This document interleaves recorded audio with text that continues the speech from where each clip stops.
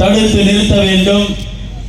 ஆணவ படுகொலையை தடுத்து நிறுத்த தனி சட்டம் இயற்ற வேண்டும் என்கின்ற ஒரு ஒற்றை கோரிக்கையின் அடிப்படையில் நடைபெற்றுக் கொண்டிருக்கின்ற ஆர்ப்பாட்டம். இந்த ஆர்ப்பாட்டத்தின் கருவாக எங்கிருந்து இந்த சாதியவாதம் துவங்குகிறது என்று நம்முடைய தோழர்கள் எல்லாம் பேசினார்கள். பெரும்பாலும் காவல்துறை சாதியவாதிகளுக்கு எங்கெல்லாம் உறுதுணையாக இருக்கிறதோ, சாதியவாதிகளுக்கு ஆதரவாக எங்கெல்லாம் செயல்படுகிறதோ அங்கிருந்துதான் இது போன்ற படுகொலைகள் நிகழ்த்தப்படுகிறது. இந்த பகுதியில் மிகப்பெரிய சாதிய வன்மம் நிலவி வருகிறது. ஒன்று, அரசியல்வாதிகள் மத்தியிலே சாதிய வன்மம் இருக்கிறது. அந்த அரசியல்வாதிகளினுடைய அந்த வன்மத்தை ஆதரிக்கின்ற காவல்துறையிலும் அந்த வன்மம் இருக்கிறது. ஒரு சாதியவாதி சாதிய சிந்தனையோடு பேசுகிறான் என்றால் அதை உடைத்தெறிய வேண்டியது ஒரு காவல்துறையினுடைய கடமை. ஆனால் அவர்கள் அதற்கு மாறாக சாதியவாதிகளுடன் இணைந்து கொண்டு சாதிய வன்மத்தை மேலும் கக்குகிறார்கள், விதைக்கிறார்கள். இதுதான் இன்றைக்கு மிகப்பெரிய ஒரு கேள்விக்குறியாக மாறிக்கொண்டிருக்கிறது. இந்த பகுதியில அப்படி பல்வேறு பிரச்சனைகளை நாம் எடுத்துக்கொள்ளலாம். கடந்த நாடாளுமன்ற தேர்தலின் பொழுது நாடாளுமன்ற பிரச்சாரத்திற்கு சென்ற வாகனத்தின் மீது ஒரு ஊராட்சி மன்ற தலைவர் அவமரியாதை செய்கிறார்.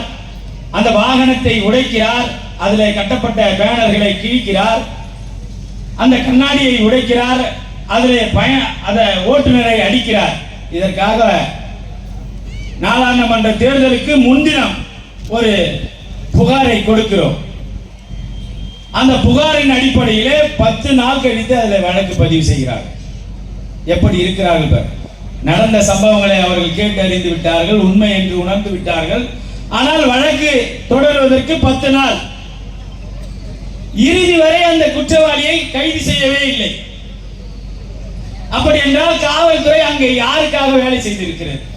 இந்த சாதிய வன்மம் நிறைந்த நபருக்காக அங்கே வேலை செய்திருக்கிறது. அவரு சாதாரண நபர் கூட இல்ல, ஏதோ குடி போதையில எல்லா சாதி வெறியில இதை செய்து விட்டார் என்பது சொல்லுவதற்கு அவர் அந்த ஊராட்சி மன்றத்தோட தலைவர். அவரிடத்திலே சாதிய வன்மம் இருக்கிறது. அதை காவல்துறை உடனே கண்டித்திருக்க வேண்டும். அதற்கு மாறாக நேரம் கொடுக்கிறாங்க அவங்க பேச்சுவார்த்தை நடத்துறதுக்கு. அந்த நபரை சார்ந்த கட்சிக்காரர்கள் சம்பந்தப்பட்ட வழக்கை கொடுத்த நபரிடத்தில் சென்று பேசுகிறார், அந்த ஒன்றிய செயலாளரிடத்திலே சென்று பேசுகிறார்கள், அதன் பிறகு என்னிடத்திலே வந்து பேசுகிறார்கள். இது தவறு, உடனடியாக வழக்கு பதிவு செய்ய வேண்டும் என்று காவல்துறையை நாங்கள் வலியுறுத்துகிறோம். அதன் பிறகுதான் அதில் வழக்கு பதிவு செய்யப்படுகிறது. இப்ப எப்படி முரண்பாடுகளை இவர்கள் உருவாக்குகிறார்கள் என்று தெரிந்து கொள்வதற்காக இந்த தகவலை சொல்லுகிறேன். இதற்கு நேரம் கொடுத்தால் அவர்கள் நம்மிடத்தில் வந்து பேசி நம்மிடத்தில் நேரடியாக ஒரு முரண்பாடுகளை உருவாக்குவதற்கான வாய்ப்பை காவல்துறை வழங்குகிறது. அதன் பிறகு அதே கிராமத்திலே ஒரு ஒன்றிய பொருளாளர் ஒரு வாகனத்தில் செல்லுகிறார். நடு ரோட்டில் வந்து வன்னியர் பானையை வரைகிறார்கள். அதை கடந்துதான் வாகனம் போயாக வேண்டும். இதை ஒரு ஆம்பளை அந்த மெரிச்சிட்டு போடா என்று இரவு 1 மணிக்கு வந்து அந்த இடத்துல நியூயர் கொண்டாடத்துல அந்த பிரச்சனையை உருவாக்குகிறார். வேறு வழி இல்லாமல் அவர் இறங்கி வாகனத்தை தள்ளின்னு போகிறார். வாகனத்தை எட்டி வதிக்கிறாங்க, அவனை அடிக்கிறாங்க. அங்க அந்த சமயத்தில் இருந்த ஒரு சிலர் வந்து தடுத்து நிறுத்தி அவரை அழைச்சின்னு போறாங்க. அந்த இடத்துல ஒரு சாதிய வன்மத்தை கக்குகிறார்கள். அதற்கு வழக்கு கொடுத்து அதற்கும் அதே நிலைதான். பேச்சுவார்த்தைக்கான வாய்ப்பை உருவாக்குகிறார். அங்க யார் பேச்சுவார்த்தைக்கு வராங்கன்னா திமுக வச்ச அந்த முன்னணி நிர்வாகிகள் பேச்சுவார்த்தைக்கு வராங்க. இப்ப அந்த இடத்துலயே நம்ம பேச்சுவார்த்தைக்கு உடன்பட மறுக்கிறோம். இதுல காலதாமதப்படுத்துறாங்க. இப்ப நேரடியா அவர்களுக்கும் எங்களுக்குமான ஒரு முரண்பாடாக காவல்துறை அதை உருவாக்கி விடுகிறது. வழக்கு போட்டா எங்களுக்கு இந்த வேலையே இல்லை. வழக்கு போட்டா நீ பதிவு செஞ்சா உடனே கைது செஞ்சா எங்களுக்கு இது மாதிரியான பேச்சுவார்த்தைக்கு வேலையே இல்லை. இப்படிதான் வீடுகளிலும் ஒரு எஸ்சி வழக்கு பதிவு செய்யறாங்க. வழக்கு பதிவு செய்யறாங்க. குற்றவாளிகளை வந்து கைது செய்வதற்கு காலதாமதம். அதன் பிறகு ஒரு சுவரட்டி அச்சடிக்கிறோம். அதன் பிறகு காவல்துறை முற்றுகை போராட்டம் ஒன்று அறிவிக்கிறோம். அதன் பிறகு பேச்சுவார்த்தை நடத்தி அதன் பிறகு கைது நடவடிக்கை மேற்கொள்றாங்க. இந்த இடைப்பட்ட இந்த 10-15 நாள்ல அந்த கிராமத்தை சேர்ந்த முன்னணி பொறுப்பாளர்கள் திமுகவில் எங்களுக்கு நல்ல ஒரு உறவு இருக்கு. அந்த பொறுப்பாளர் கூட அவரெல்லாம் வந்து எங்க கூட பேச்சுவார்த்தைக்கு வராங்க. அப்ப அந்த பேச்சுவார்த்தையில நம்ம உடன்பட மறுக்கிறோம். இந்த வழக்குல எங்களால சமாதானம் ஆக முடியாது, எதுவாக இருந்தாலும் நீதிமன்றத்தின் மூலம் தான் பார்த்துக் கொள்ள வேண்டும் என்று சொல்லுகிறோம். இதை உடனே உயர் அதிகாரிக்கு தெரிவிக்கிறோம், எஸ்பிக்கு தெரிவிக்கிறோம். சார், இந்த காவல்துறை தொடர்ந்து இது மாதிரியான செயல்பாடுகளில் ஈடுபடுறாங்க, வழக்கை பதிவு செஞ்சிடறாங்க. ஆனா குற்றவாளிகளை கைது செய்வதற்கு காலதாமதம் செஞ்சு சமாதானத்துக்கான ஒரு முயற்சியை ஏற்படுத்துறாங்க. இதனால அவங்க எங்ககிட்ட இருந்து நேரடியா பேச்சுவார்த்தை நடத்துறாங்க. நாங்களும் செய்து கொடுக்க முடியாத இடத்துல இருக்கிறோம். இதனால ஒரு முரண்பாடு வளருது. கைது பண்ணா இதற்கான வேலைகள் இல்லை, எங்களுக்கு அவங்களுக்கு முரண்பாடுகள் வளராது, இதை உடனே செய்ய வேண்டும் சொல்றோம். அதுக்கப்புறம் டிஎஸ்பி கிட்ட சொல்றோம். அவரும் விசாரணை செஞ்சு ஒரே ஒரு குற்றவாளியை கைது செய்யறாங்க. அதுல 4 பேர் குற்றவாளி, ஒரே ஒரு குற்றவாளியை மட்டும் கைது செய்யறாங்க. இது இந்த இடத்துல அவங்களுக்கும் எங்களுக்குமான நேரடி முரண்பாடுகளை காவல்துறை வளர்த்து விடுது. இதுதான் இதே மாதிரி வந்து சேகொன்னத்தூர்ல ஒரு புகார். அந்த புகார்லயும் நாம வந்து காவல் நிலையத்துல ஒரு 100 பேர் திரண்டு நடந்த சம்பவங்களை கூறின பிறகுதான் அங்கேயும் வழக்கு பதிவு செய்யறாங்க. இப்ப இந்த இடத்துல வந்து தொடர்ந்து காவல்துறைக்கு எங்களுக்கு ஒரு முரண்பாடுகள் வளருது. அந்த முரண்பாடுகளை காவல்துறை கூறு செய்கிறது. சாதியவாதிகள் இடத்துல நான் தயாராக இருக்கிறேன் சமாதானம் செய்து கொள்ள, ஆனால் அவர்கள் சரியில்லை, நீங்க வேணா பேச்சுவார்த்தை நடத்துங்க, நான் உங்களுக்கு நேரம் கொடுக்கிறேன் என்கின்ற ஒரு அற்ப தனத்தை காவல்துறை கடைபிடிக்கிறது. அற்பமான ஒரு நடவடிக்கையில அவங்க ஈடுபடுகிறாங்க. கயத்தூர்ல தலைவர் எழுச்சி தமிழர் பிறந்த நாளுக்கு கடந்த 2024 போயிட்டு கொடி ஏற்றுறோம். கொடி அதுவும் நட்டத்தில் ஏற்றுறோம். அரசு புறம்போக்கு இடம் கிடையாது, அல்லது நீர்நிலை புறம்போக்கு கிடையாது, அல்லது ரோடு புறம்போக்கு கிடையாது. இது மாதிரியான இடங்கள்ல நாங்க கொடியேற்றல. தலித் மக்கள் வசிக்கிற ஒரு நட்டத்தில ஒரு கொடியேற்றம், விடுதலை சிறுத்தைகளுடைய கொடியேற்றம். இந்த கொடியை அகற்ற வேண்டும் என்பதற்காக அங்கே இருக்கக்கூடிய சாதியவாதிகள் அதிமுக, திமுக, பாமக, இன்னும் அங்க அமமுக, 4-5 கட்சிகள்லாம் இருக்கு, வன்னியர் சங்க கொடி, இப்படி எல்லா சங்க கொடியும் அவங்க அகற்றிக்கிறாங்க. அவங்களே அகற்றிக்கின எங்க கொடியை நாங்க அகற்றி கொண்டோம், அந்த விடுதலை சிறுத்தைகள் கொடியை நீங்கள் அகற்ற வேண்டும் என்று காவல்துறைக்கு ஒரு உத்தரவு அவங்க பிறப்பிக்கிறாங்க. இதற்கு ஆளுங்கட்சியில இருக்கக்கூடிய சில சாதிய சிந்தனைவாதிகளும் உறுதுணையா இருக்கிறாங்க. அவங்களாம் அகற்றிட்டாங்களாங்க, அப்புறம் அங்க அந்த கொடியை நீங்க அகற்றிடுங்க. இது என்ன ஜனநாயகம்? எங்க பகுதியில எங்க கொடியை நாங்க பறக்க விடுறோம், உன் கொடி ஏத்தாம போ, அது உன்னுடைய விருப்பம்.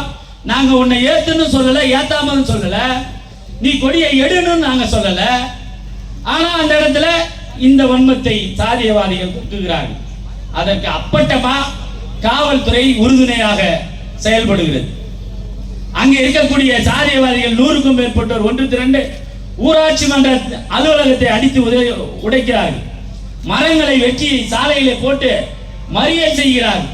எண்ணெய் ஊற்றி கொளுத்திக் கொள்கிறேன் என்று காவல்துறை மிரட்டுகிறார்கள். ஆனால் அந்த காவல்துறை என்ன செய்யுதுன்னா, அப்படி செய்ததனால் அவர்கள் மீது ஒரு 6 பேர் மீது வழக்கு போடுறாங்க. 6 பேர் மீது வழக்கு போட்டுட்டு நேரா வந்து எங்களுடைய கொடிக்கம்பத்தை காவல்துறை வெட்டி சாய்க்குது. எங்களுக்கு ஒரு நோட்டீஸ் கொடுத்திருக்கணுமா இல்லையா? ஊர்ல ஒரு அமைதி பேச்சுவார்த்தையை நடத்த வேண்டுமா இல்லையா? இதையெல்லாம் செய்யவில்லை. நேரடியா வந்து கம்பத்தை வெட்டி சாய்க்கிறாங்க.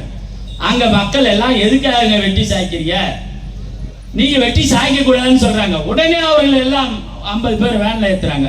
பெண்களை, வெறும் பெண்கள், குழந்தைகள், பெண்கள் வேன்ல ஏத்துறாங்க. அதன் பிறகு நம்முடைய நாடாளுமன்ற உறுப்பினர் நம்முடைய எஸ்பிக்கு பேசுறார். அப்புறம் பேசி நடந்த சம்பவங்கள் எல்லாம் விலக்கி கூறி அதன் பிறகு அவர்கள் எல்லாம் விடுவிக்கப்படுகிறார்கள். 1 மாசம் கழிச்சு காவல்துறைக்கு ஒரு தம்பி இதுக்கு வரான், பாஸ்போர்ட்டுக்காக வெரிஃபிகேஷனுக்கு வரான்.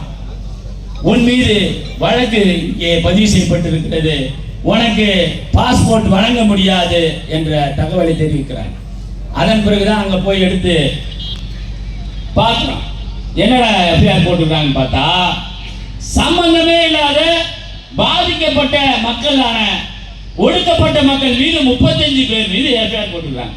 இது எவ்வளவு காவல்துறையில சாதிய வன்மம் இருக்கிறது என்பதற்காக நான் சொல்லுகிறேன். 100 பேர் திரண்டு ஊராட்சி மன்ற அலுவலகத்தை அடிச்சு ஓடிக்கிறான், மரம் வெட்டி போடுறான், எண்ணெய் ஊத்திக்குவன் கொடுத்து கொளுத்திக்குவன் மிரட்டுறான். அதுக்கு ஒரு டிஎஸ்பி, ஏடிஎஸ்பி, இன்ஸ்பெக்டர் எல்லாரும் வந்து பேச்சுவார்த்தை நடத்தி 6 பேர் மீது வழக்கு பதிவு செய்கிறாரு. ஏன் கொடிய வெட்டி சாய்க்கிறேன் என்று கேட்ட மக்கள் மீது 35 பேர் மீது ஒரு வன்மத்தோடு வழக்கு பதிவு செய்திருக்கிறாங்க. இது எப்படி இருக்கு?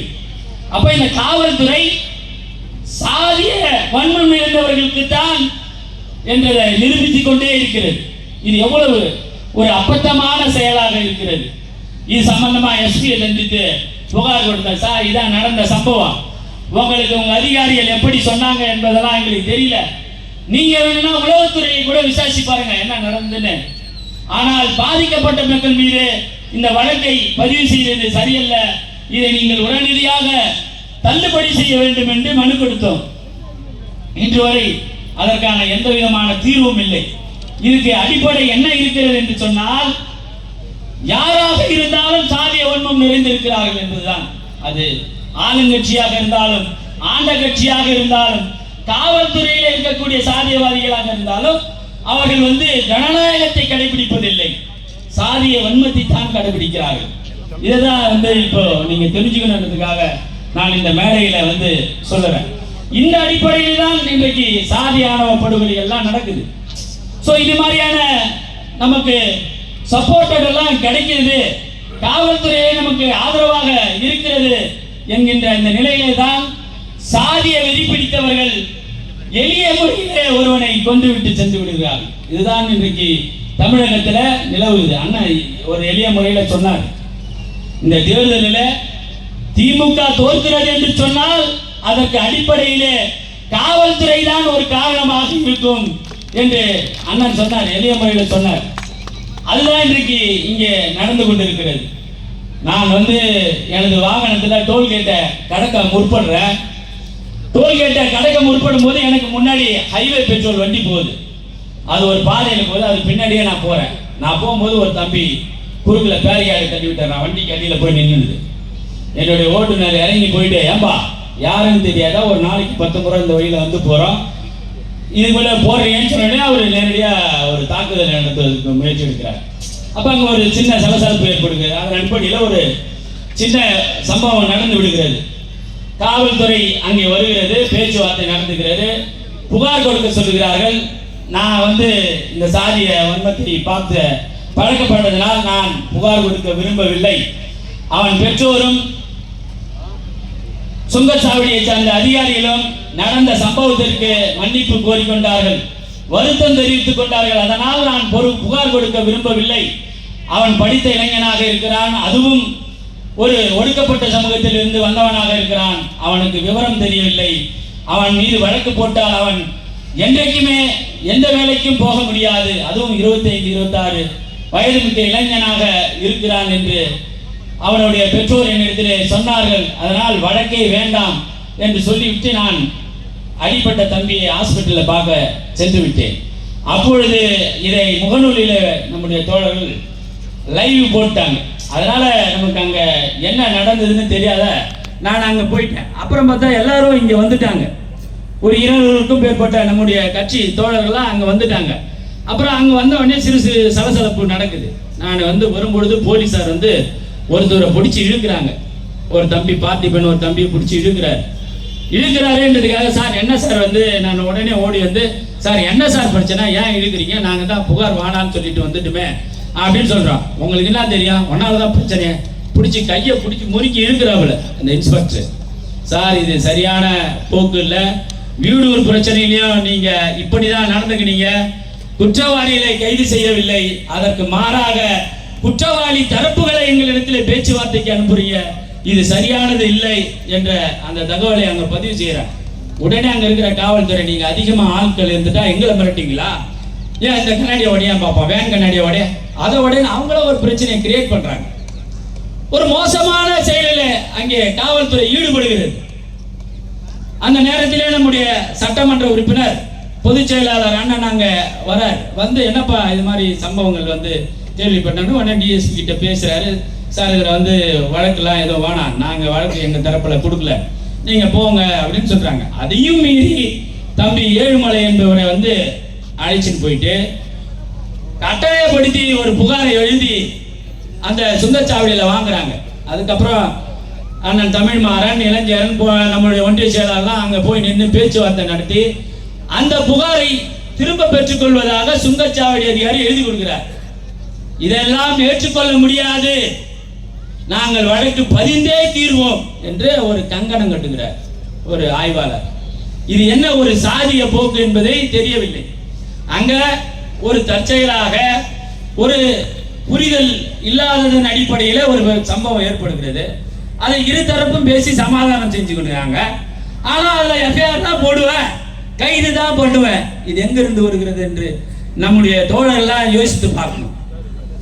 ஏன் என்று சொன்னால் நாம கொடுக்கிற எஸ்எஸ்சி கம்ப்ளைண்ட்ல அவ புகாரை எந்த அளவுக்கு லேட் பண்ணான்றது தெரியும். 10-15 நாள் டைம் கொடுக்குறான் சாதியவாதிகளுக்கு பேசி சமாதானம் செய்து கொள்வதற்கு. ஆனால் சமாதானம் செய்து கொண்ட இந்த வழக்கை உடனடியே நடைமுறையில் படுத்தணும், கைது பண்ணணும்.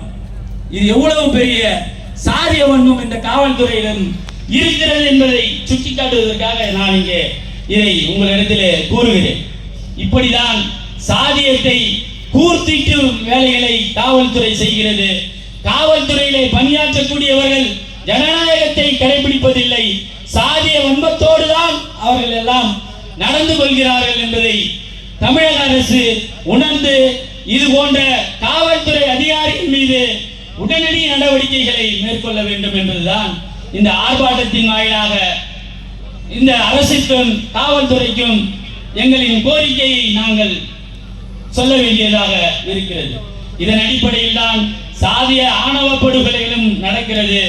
சாதிய ஆணவ படுகொலை என்பது ஏதோ தாழ்த்தப்பட்ட மக்களுக்கு எதிரானது மட்டுமல்ல, ஒவ்வொரு சாதிக்கும் எதிராக இந்த சாதிய ஆணவ படுகொலைகள் நடந்து கொண்டிருக்கிறது. அதற்கு தனி சட்டம் இயற்றி இவற்றை தடுப்பதற்கான குழுக்களை அரசு அமைக்க வேண்டும் என்று இந்த ஆர்ப்பாட்டத்தின் வாயிலாக கேட்டுக்கொண்டு